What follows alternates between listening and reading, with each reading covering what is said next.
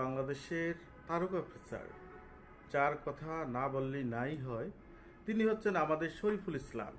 Wow, দুর্দান্ত bowling করেছেন কালকে অস্ট্রেলিয়ার সাথে, অর্থাৎ তৃতীয় ওয়ানডেতে যে বোলিং করেছেন সত্যি প্রশংসনীয়। 48 রান দিয়ে 6টা উইকেট নিয়েছেন তিনি। তিনি 7টা উইকেটের মালিক হতে পারতেন যদি তানজিদ হাসান তামিম যদি ক্যাচটা না ছেড়ে দিতেন। লাস্টের যে ক্যাচটি উঠেছিল তিনি কিন্তু তালুবন্দি করতে পারেন নাই। ওই উইকেটটি যদি নিতে পারতেন তিনি কিন্তু তার কেরিয়ারের সবচেয়ে সেরা বোলিং ফিগার হয়ে যেত গতকালকে। তো দুর্ভাগ্য শরীফুল ইসলামের, তবে শরীফুল ইসলামের জন্য শুভকামনা।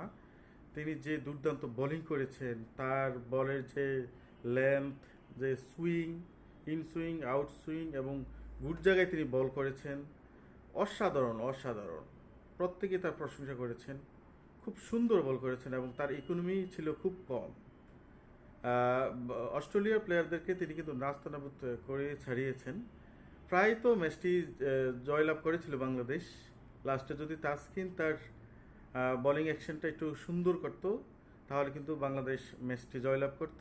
বাংলাদেশ ও অস্ট্রেলিয়াকে হোয়াইট ওয়াশ করার একটা সুযোগ ছিল, কিন্তু দুর্ভাগ্য তাসকিন আহমেদ ইয়র্কার দিতে যেয়ে তিনি কিন্তু সফল হন নাই।